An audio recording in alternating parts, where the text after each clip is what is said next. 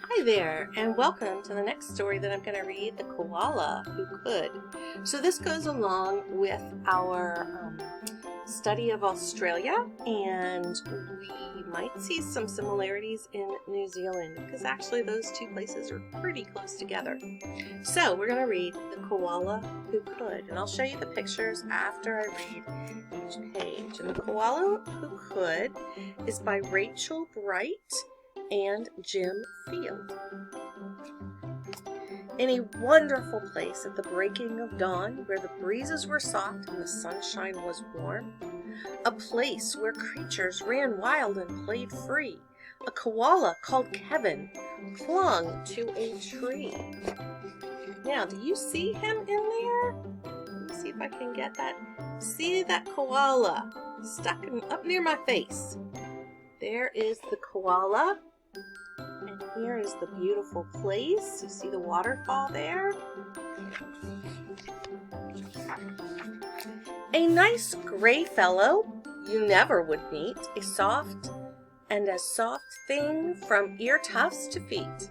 His favorite way to relax in the sun was to cling and to nap and to munch a leaf bun. Have any of you ever had a leaf bun? I haven't. He was terribly good at all these three things. Yes, Kevin was king of the staying still kings. That must mean that he didn't move a whole lot. So there he is in his tree. And here's some close-up pictures of him hanging out in his tree and maybe getting ready to eat that leaf bun down there at the bottom. I'm not sure. But they called him the king of staying still. You see, high up was a safe place to be, since he liked a slow pace, while the ground down below seemed like a frightening place. Too fast, too loud, too big, too strange. Nope, Kevin preferred not to move, nor to change. So I guess this is what he saw down below. Different kangaroos. Remember we read about Sue?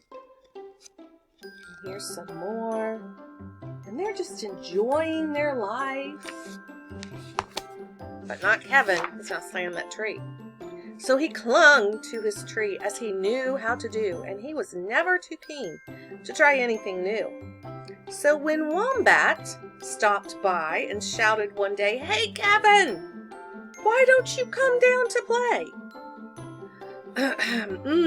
I think he replied, "I should stay on my plant. I'm busy right now. I'm sorry.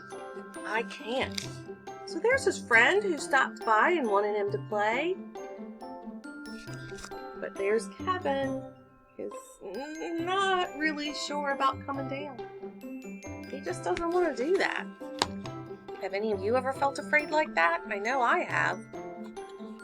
"Why not?" cried the kangaroos, who liked that idea too. "Yes, why?" called the dingoes. "You've got nothing to fear." But Kevin, who wasn't the do things quick sort, said, "I've got clinging to do, but thanks for the thought." So there's all the other friends who came by and wanted him to play. But up there he is, clinging in his tree, a little afraid to see what could be. As Kevin sat watching, he watched them chatter and share. A part of him wished he could join in down there. The whole thing was risky. Adventure could wait. Whatever the invite, he'd always say no. Oh dear. It seemed like he knew he'd miss home in the dark and the late. So as it starts to get late at night, you see all of his friends. Maybe they're going to have a campfire. But, he just kind of wants to stay in his tree because he's afraid. Doesn't know what to expect. He just couldn't let go, no matter what. He looks pretty scared to me. So his life was the same, no matter the day. The weeks came and went, and the months rolled away, and Kevin still stayed while the world moved around, until he awoke to a worrying sound. So there he is during the days, the months.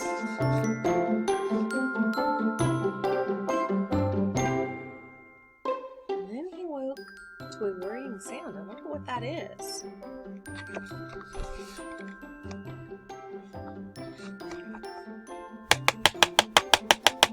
Do you hear that? Tap, tap, tap, tap, tap. The sound went. Well, this was a blow. Tap, tap, tippity tap, tap, tap, tap. Wonder what's making that noise. It is a woodpecker. I wonder if you guys can make the tap, tap, tap, tap, tap, tap sound. I made it on my computer. I bet you can. Oh, no. Uncling, the crowd called that had gathered below. Leap! We'll catch you. Just let yourself go. I think they were worried about that woodpecker too. But Kevin was scared. Let go. No, no, no, no, no, no. I won't, clung on Kevin. Oh dear. What do you think he's gonna do? He's got all those friends that want him to come down. Do you think he's gonna jump? I can't tell.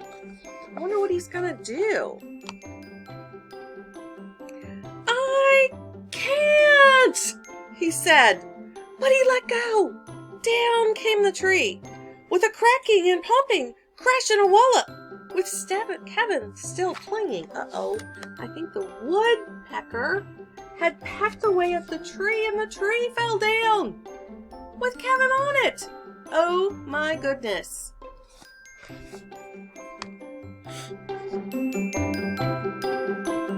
Kevin laid there on the ground. Carefully opened one eye. Can you guys just open one eye? And looked up at the love, staring down from the sky. Then one claw by one claw he slowly unclung. He felt springy and light and happy and young. There he is. It looks like he got a plant caught in his mouth. Here's all the folks that are looking down at him. He doesn't look too scared. What do you think? The worst he could think of had now come to pass, and he was just fine. Why, he felt quite first class. So when Wombat held out a most welcoming paw, Kevin, he didn't hold back anymore. It looks like he's going to have a new friend there. Going to shake hands, you think? When Dingo asked, "Now will you come out to play?" the crowd all joined in with a, "What do you say?" And even though this wasn't part of his plan, Kevin replied, "Yes, I think that I can." Look at him on the top of that hat there. They're going to go out and enjoy the beautiful place that they live down in Australia. Because life can be great when you try something new. And there he is with his new friends. So I hope you liked the Koala Who Could. It will be in our classroom on Monday, so you can take a look at it. And I will see you then.